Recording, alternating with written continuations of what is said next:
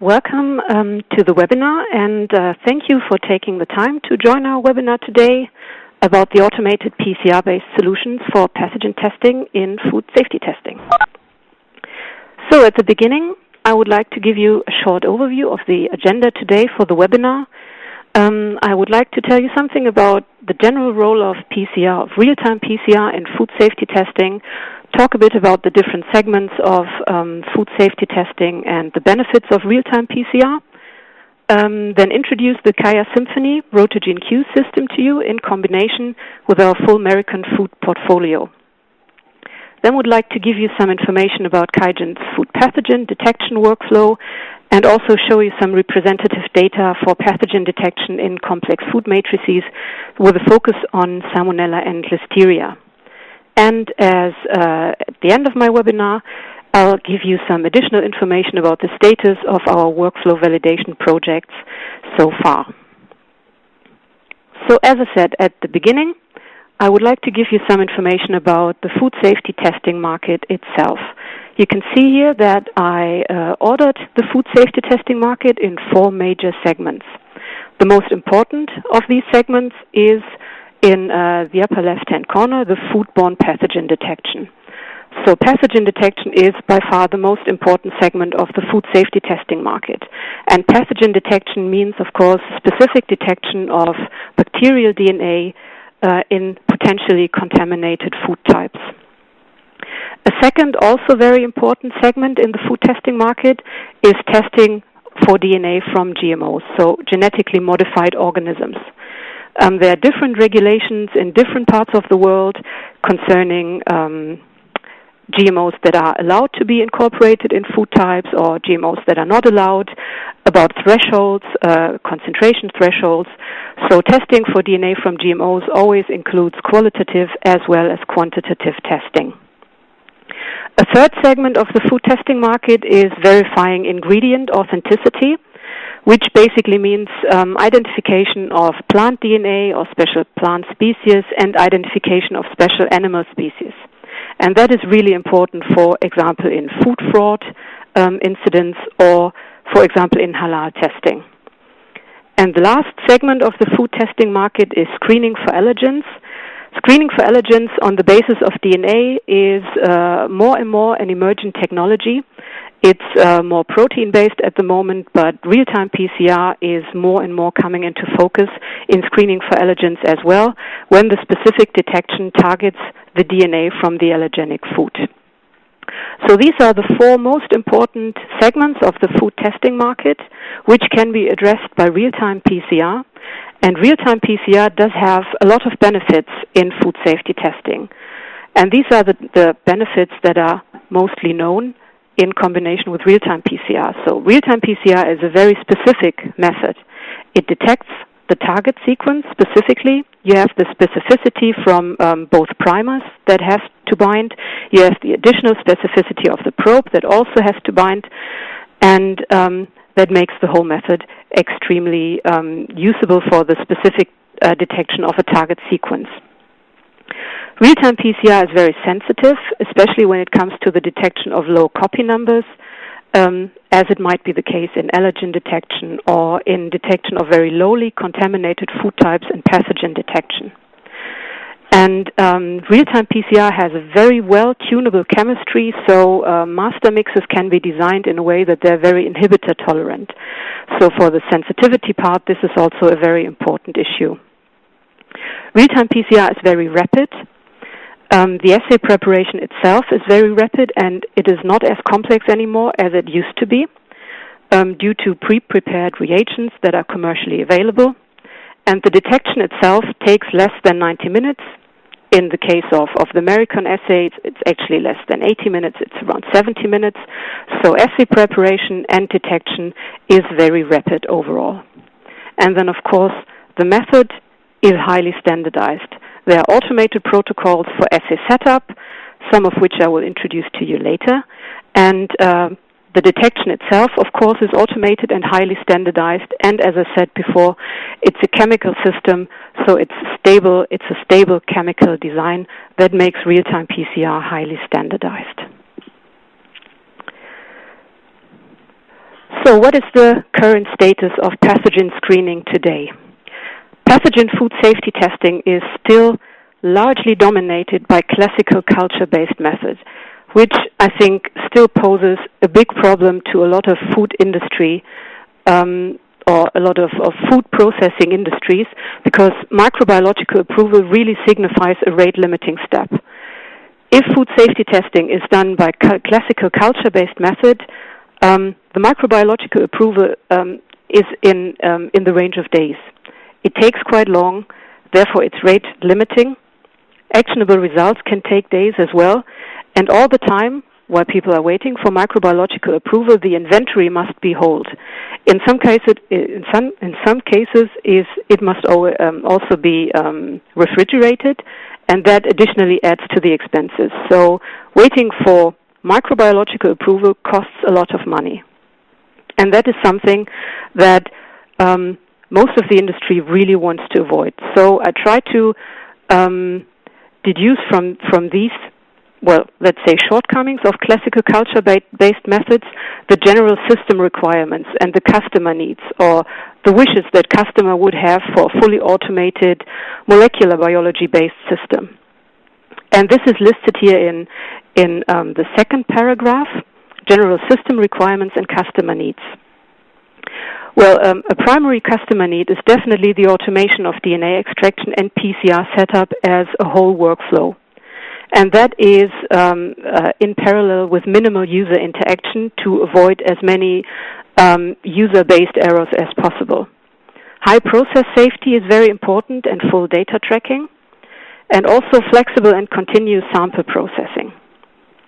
What most customers are looking for is a purely or exclusively qualitative yes-no target detection. So the only information they want to have is the pathogen present or isn't it present, in a very stable and reliable system. So nothing fancy, nothing highly quantitative, just stable, reliably qualitative result. And all of that in an easy-to-use and closed system.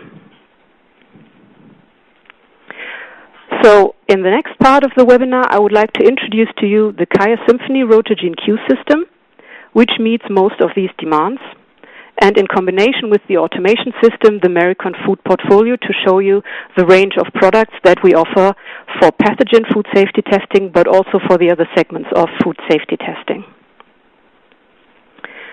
So the QIAsymphony Rotogene Q system is a system that basically consists of 3 different modules. And the modules are shown here on this slide. The first module is the QIAsymphony SP module, which is the sample preparation module. So in this module, bacterial DNA is extracted from your primary food samples. The second module, which is physically attached to the first module, is the QIAsymphony AS module for the assay setup. You have an automated transfer from your extracted samples from the SP module to the AS module. And in the AS module, you then have the PCR setup from your freshly extracted DNA. And from the AS module, from various PCR output formats, it then goes into the real-time cycler, in this case the Rotogene Q cycler, which is then for detection and analysis. And when you take these 3 modules as a full workflow, as a completely harmonized workflow, you have a harmonized system for automated pathogen detection in food safety testing. And this is what QIAGEN offers for the full workflow. The most important part of this full workflow is the sample preparation part, I think. This is the part that I want to show you a bit in more detail here on this slide. You can see when you open the instrument, this is the work table as you see it. And it consists of 4 separate, let's say, areas of the instrument. And these are 4 separate drawers that can be pulled out by the customers to refill consumables and refill plastics and things like that. And the first drawer on the left-hand side is the sample drawer, where you can see where all the samples are loaded in this long line in a sample carrier, in a specific QIAsymphony sample carrier. The second drawer is then the reagents and the consumables drawer, where you have all the tips, all the plastics, and all the chemistries for the DNA extraction. Next to the reagents and the consumables drawer is the waste drawer, where all the plastics or the used plastics and solutions are discarded. And then next to that, you have the elution drawer, where your DNA is eluted into several output formats. So when you do a DNA extraction, the order of process steps is like this. You load your samples in the very first sample drawer. The samples are then transferred to the lysis station, where they are mixed with certain chemicals, with the silica-coated magnetic beads, and where they are then subjected to a heat treatment at 90 degrees for 5 minutes, so where the lysis takes place of the pathogens. From the lysis stations, it then goes to the purification station, where the magnetic beads are transferred to washing solutions and to a very efficient inhibitor removal. And after purification of the DNA is then eluted into the specific output format of the elution drawer. And that is the setup of the QIAsymphony sample preparation module. So to give you an overview of the context of the new QIAsymphony pathogen detection workflow, I show you just here very briefly an overview of the whole maricon food portfolio. You can see that we offer several solutions for automation as well as consumables for the three most important steps of the detection workflow. The first step is the sample disruption, where we don't have any dedicated food instruments. We have the normal generic instruments that QIAGEN offers. We have the tissue rupture, TissueLyser, and TissueLyser LT.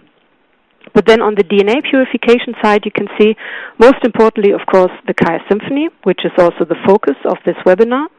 But we also have food testing solutions for the QIAcube and the QIAextractor on the upper automation side. For the purification on the consumable side, we have the maricon DNA extraction portfolio, which includes the DNeasy maricon food kit, which is for the extraction of food DNA. And we have 2 manual DNA bacteria kits for gram-positive and gram-negative pathogens. And then also the QIAsymphony maricon bacteria kit, which is the new dedicated extraction kit for automated extraction, and which is therefore most important for this webinar today. And on the PCR analysis side, for automation, we have the QIAgility for PCR setup. So this is a pipetting instrument to set up PCR reactions, and the Rotogene for detection.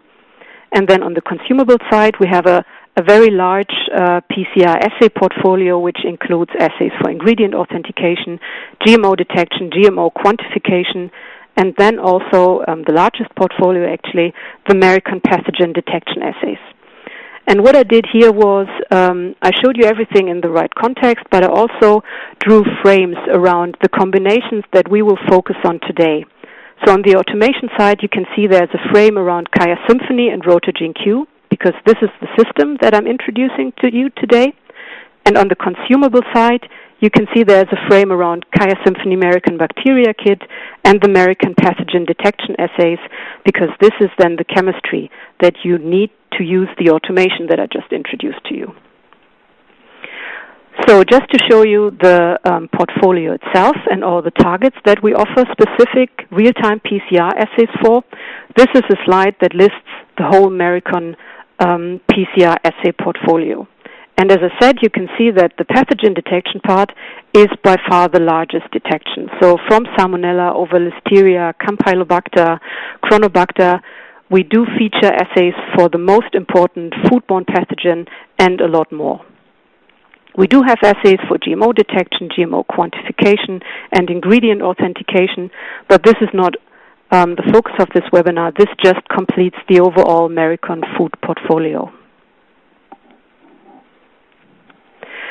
So as I said, automation will be the focus of this webinar. I already told you a couple of customer needs and reasons why workflows should be automated, but what are the actual benefits of an automated solution? So why is it so much better or so much more preferable than a purely manual process? And the first reason for that is, of course, process harmonization. So what you can do is you can harmonize all your chemistries and you can harmonize all automation modules. You go from one module to the other. You have dedicated protocols, dedicated chemistries. You have a harmonized workflow.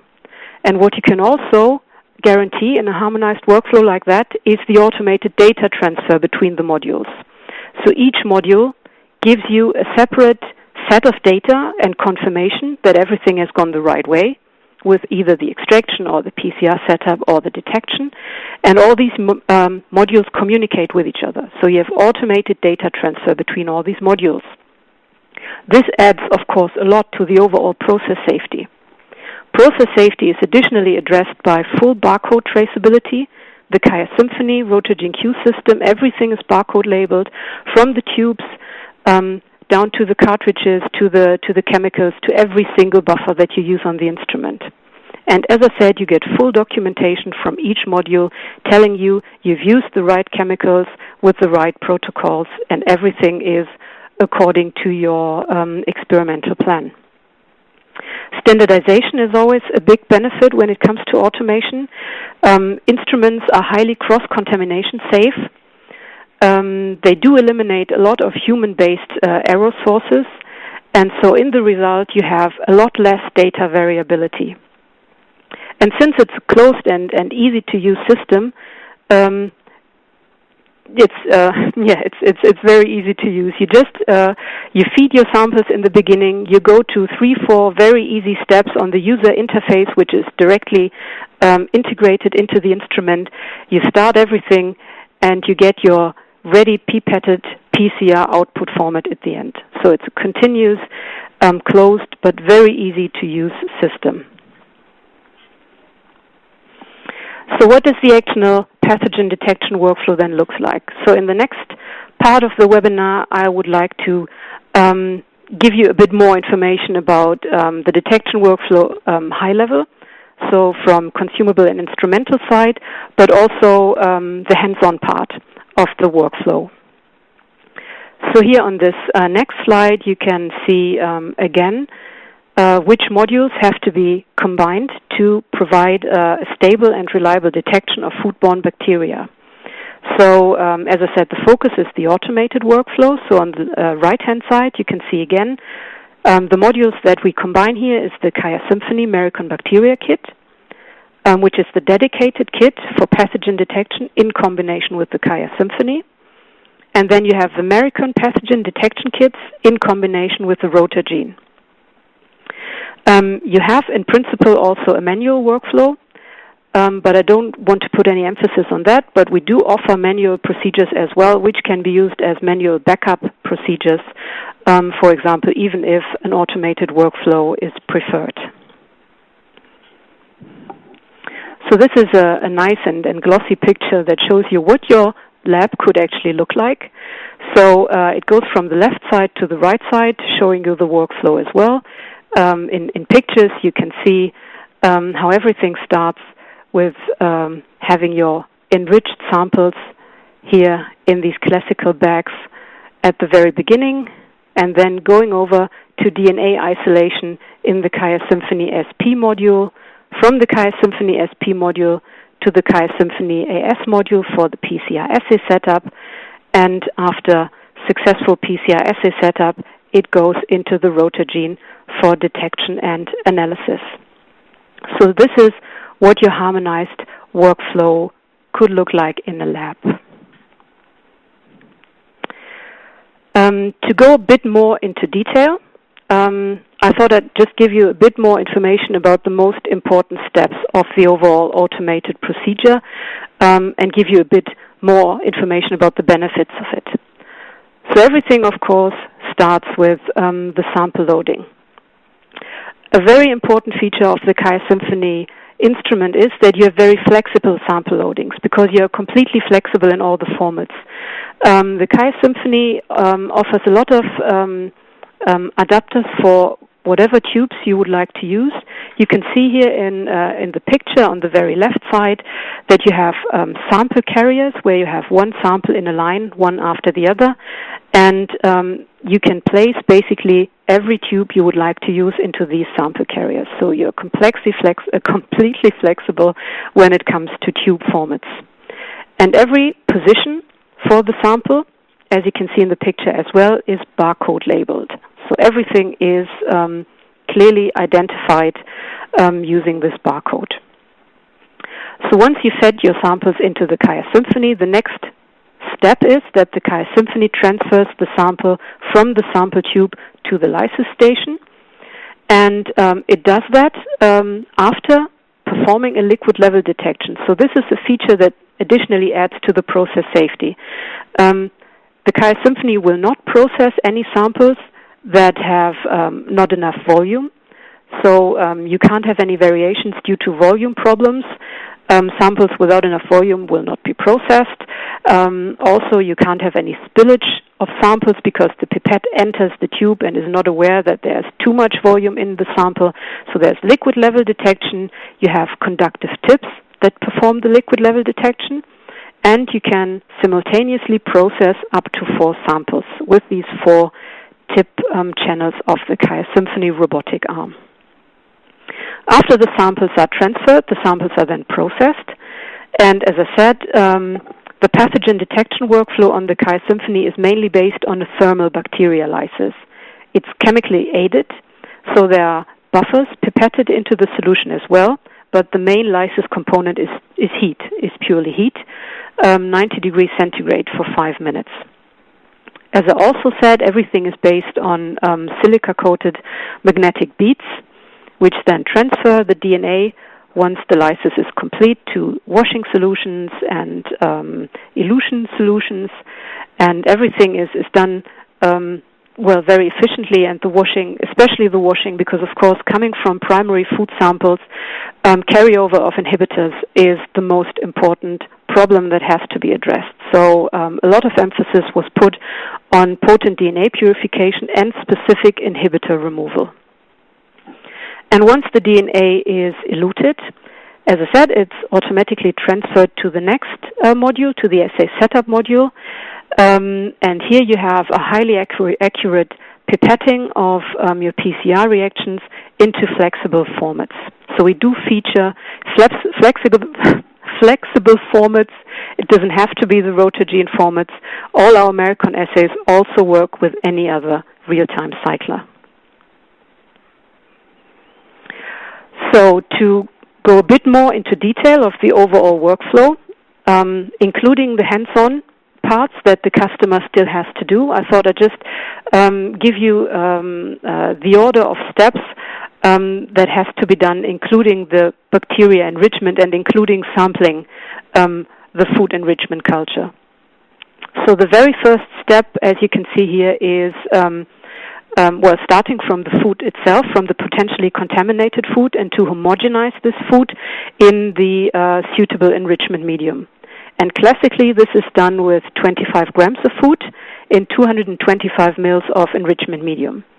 So, for example, if it's Salmonella, you would take mostly buffered peptone water, 25 grams of your Salmonella-contaminated food, and then you homogenize everything in a lab pedal blender or stomacher to release the bacteria from the surface or from the inside of the food type into the enrichment medium. And then in the second step, this mixture is incubated at a raised temperature. For Salmonella, it's 37 degrees. It's incubated overnight, so you enrich the bacteria until you have a stable, analytically detectable bacteria concentration. And from this solution, from this enrichment culture, you go directly to the QIAsymphony. So there's no pre-treatment of the sample, no further processing, no centrifugation. You take this, mostly quite disgusting-looking solution into your sample tubes, and you put it directly onto the QIAsymphony. And the QIAsymphony can deal with the matrix like that. There's no pre-treatment necessary. And then on the QiAsymphony, as I said, there's the lysis, the DNA extraction, chemically aided thermal lysis on board, and then specific inhibitor removal, bind wash elute process using magnetic beads. And further on, in the AS module and the rotogene, you have the real-time PCR part amplification of bacterial DNA using real-time cycler, and specific detection of amplified DNA and internal control. So we now know the steps of the automation workflow, and you have now an impression of the instrument itself, sample preparation part and assay setup part. But to perform at least the DNA extraction of your food sample, you also need a dedicated food kit or a dedicated maricon food bacteria kit. The kit was developed specifically for the needs of a rapid and qualitative bacteria DNA extraction. So it's a dedicated kit for automated extraction of bacterial DNA directly from food enrichment cultures. You can see the setup of the kit in the picture below, and I try to show you the what the separate parts are of this kit. You can see here that it contains a reagent cartridge with all the necessary chemistries for DNA extraction, and each kit comes with 2 of these reagent cartridges. Each cartridge consists of 7 troughs, which contain all the chemistries. And then we have an additional compound, an additional chemical compound that we have in a separate buffer bottle here, which is a specific inhibitor removal reagent, which is also placed onto the QIAsymphony and which is pipetted within the workflow for specific removal of food-related inhibitors. All of the reagents are barcode labeled. So the reagent cartridge itself is barcode labeled, and then every single reagent trough is barcode labeled to make sure that the right chemistries are in the right cartridge. And also these barcodes are connected to the protocols that you would like to use on the instrument. So a thing that can't happen is that you use the wrong cartridge with the wrong protocol. So protocol on the instrument and chemistries that you load are always connected via the barcodes and can't be mixed up, because the instrument would tell you that both of the components don't match. So this is what the kit looks like in more detail. Each kit is able to process 360 prep reactions. So 360 reactions, DNA extractions, can be done with one kit. It's 180 reactions per cartridge, and since you have 2 cartridges, it's then 360s. And both cartridges can be loaded simultaneously onto the QIAsymphony, so everything is then directly prepared from the chemistry side to process 360 prep reactions. There are a couple of other components as well. There are, as I said, the reagent cartridge that contains all the DNA extraction chemistries, the piercing lids, which the instrument uses to open the cartridges. This is also done automatically. This doesn't have to be done by the customer itself. And then we have the top elute fluid. This is the inhibitor removal reagent in the additional bottle that I just showed you a minute ago. So 1 bottle of that for efficient removal of food-borne inhibitors.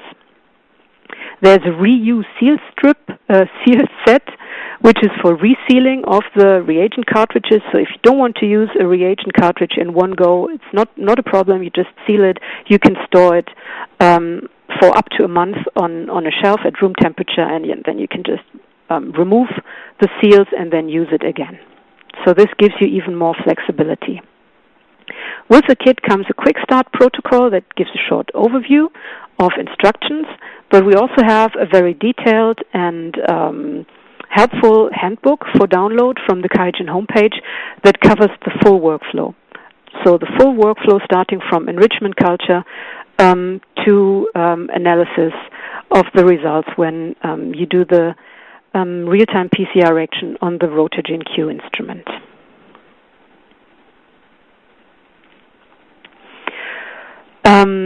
So as I said, consumables and protocols are always linked with each other. So what is the protocol that we offer for the automated extraction of bacterial DNA from food samples? So I now introduce to you the instrument itself. I introduce to you the consumables and the kit for the DNA extraction, and these are now the main features of the protocol that you need to use to extract the DNA on the QIAsymphony SP module. So we do have a default automation protocol for use with the QIAsymphony maricon bacteria kit, and that's the maricon bacteria 400 V1 protocol. And this is designed, as we call it, as a one-for-all protocol because it's suitable for gram-negative as well as gram-positive bacteria. And this, I think, is really a major advantage of the system. You don't need to distinguish between the bacteria you process. You don't need to distinguish between protocols and not between chemistries.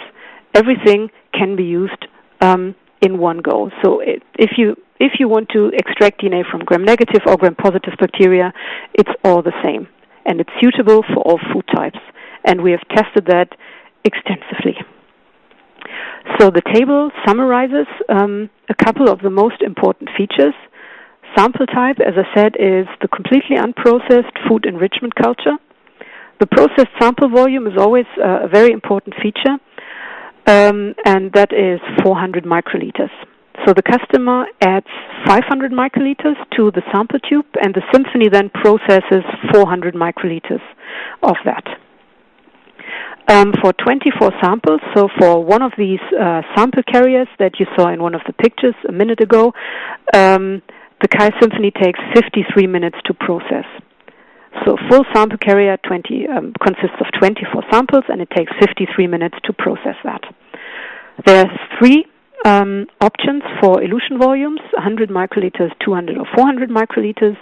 And just for your information, the preferred input format is a normal 2 mil microtube. Preferred output format, to make it as simple as possible, is a 96 well plate or an EMTR rack. But as I said, those 2 things are completely optional, and it's up to the customer whatever tube formats he would like to use. So next to the DNA extraction protocols, we also have a set of PCR assay setup protocols. And these protocols are introduced here on that slide. So we have protocols for several PCR formats. For the Rotogene Q, we offer the 72 rotor disc and the 72 rotor strips. And those are the 2 pictures that you can see here on that slide. On the top, you can see the Rotogene Q rotor disc. So it's a 72 sample disc, very convenient to handle. And below that, you have a picture of the Rotogene Q rotor strips. So you have 4 tubes in a strip, and then you introduce these strips into a rotor, also for 72 samples. So those are the 2 dedicated Rotogene Q formats. But we also have automated assay setup for other thermocyclers. So we also have assay setup protocol for a 96 well plate. Because as I said, our assays are open systems. They do work on any other block cycler as well. Protocol runtimes are always important. So for the 72 rotor disc, it's 33 minutes. Since it's single pipetting steps you need to perform on a disc. And for the 72 rotor strips, it's 27 minutes, and fastest is the 96 well plate because you can parallelize several pipetting steps, and that is 26 minutes. And that is the range of protocols that we offer for the assay setup. So having shown you all of that and all the different modules, consumables, and protocols that we have for the automated pathogen detection, I would like to show you now a couple of data, specifically for Salmonella and Listeria. And the first data set that I would like to show you is from Salmonella enrichment cultures. So what we did was we took all the food types that are listed here, and we inoculated that with, on average, 10 CFU of Salmonella and prepared an enrichment culture. And you can see here that we used milk, peanut butter, minced beef, and chocolate, which we think are quite representative Salmonella food matrices.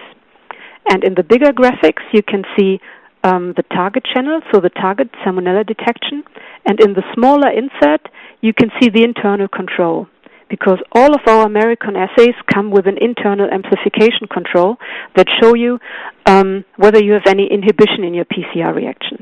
And you can see here that there's no inhibition in all 4 cases, all 4 food types. The internal amplification control comes very stable and doesn't show any inhibition. You can see that there's not much variation in the CT value, but some matrices are definitely more demanding than others. Milk is a very easy matrix. I mean, milk is basically also an enrichment medium for Salmonella, so milk is easy to handle. You can see it has a CT around 21. Peanut butter is a bit higher, maybe around 22, 23. Minced beef, which is always a very, very demanding food matrix, is also very reliably detected here at a CT of around 25. Very little data scattering in all cases, also for chocolate, which can be also quite demanding, and but that also with a CT below 25. So these are representative graphs that I can show you for the Salmonella detection. And now to show you that this does also work with gram-positive bacteria, the next data set is about Listeria monocytogenes detection in various food matrices. And here we chose smoked salmon, cheese, salami, and milk. You can see again in all 4 cases the internal control is stable. You don't have any inhibition. You can see that the CT values are higher than for Salmonella. It is, of course, the way that gram-positive bacteria are more demanding. They're harder to lyse. They're harder to handle. So this is definitely reflected here in the CT values, but you also see that there are very stable CT values, very little data scattering, so it's an absolutely reliable PCR which is done, which has exactly the same setup that we did for the Salmonella. So this shows you that it's really applicable for gram-negative and gram-positive bacteria. Smoked salmon is CT around 30, cheese is better, around 26, salami, which is quite a nasty matrix, actually is is around 33, and then milk is a bit easier again, around 31. So this is the data that I wanted to show you, representative data for Salmonella and Listeria as representatives for the most important gram-negative and gram-positive pathogens.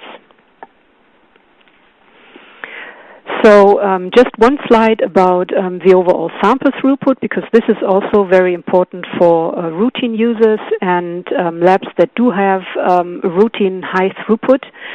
And so this is a question that always comes up, and we are asked, so what is the throughput on a daily basis? How many samples can be processed during one day with all this setup that I described to you so far? It looks a bit complicated, but I'll explain it to you in a minute. So what you can see here is the number of batches that can be processed during one day, the number of sample batches for the QIAsymphony. So as I said before, one batch consists of one sample carrier, and one sample carrier is able to process 24 samples.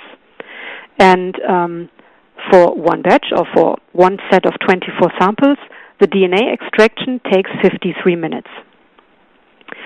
After processing of 4 batches, the reagents and consumables drawer has to be opened to do a plastic refill. This is very quick, approximately 5 minutes.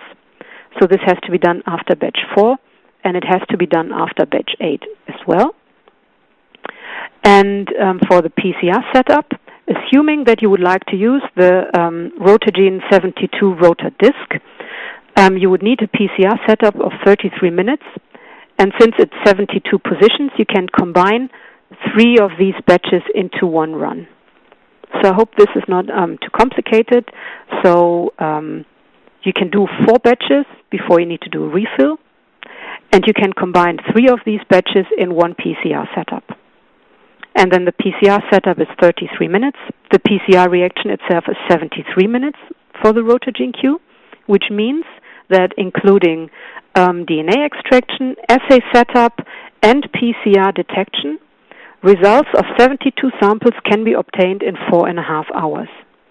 Of course, while you're doing PCR setup and PCR reaction, your PCR extraction of the other batches goes on. So this is a continuous process that is described here. So the second PCR setup and the second PCR reaction gives you then 144 samples in 7 hours. And when you would like to do more batches, it just continuously extracts more and more DNA. And then you are able to do your third PCR setup and PCR reaction for 260 samples in 9.7 hours.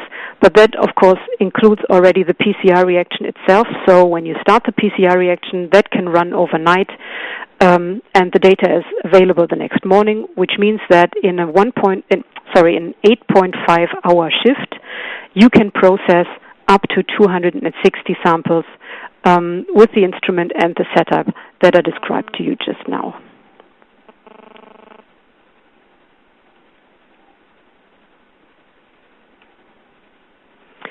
So in the last part of this webinar, on the last 2 slides, I just would like to give you a very quick overview of the status of our validation project so far. So validation studies that are ongoing are studies with the AOAC and the AFNO institutions, and included into these validation studies is basically the complete QIAGEN workflow, the bacteria enrichment that I just very briefly introduced to you, the manual DNA extraction with manual PCR setup. I didn't show you that today. It wasn't focus of this webinar, but it's part of the validation. And also the automated DNA extraction on the QIAsymphony and the automated PCR setup also on the QIAsymphony. And pathogen detection then on the Rotor-Gene Q with the maricon pathogen detection kits. So we have the full manual workflow and the full automated workflow, and both of them are part of our recent and running AOAC and AFNOR studies. Study contents are normal study contents, I guess, real-time PCR assay, inclusivity and exclusivity, matrix studies. The system is tested for robustness, it's tested for lot-to-lot variations, and of course the system is tested for its stability. The current study, which is running at the moment, is the Salmonella SPP detection workflow, and it's planned to be finished approximately in July of this year, and the AFNOR studies will be finished most likely at the end of this year. An upcoming study for this year is also the Listeria SPP detection workflow, which will start this summer. And so, this is the little update that I wanted to give you on the validation status of our projects. And with that, I'm at the end of my webinar, and would like to thank you very, very much for your kind attention.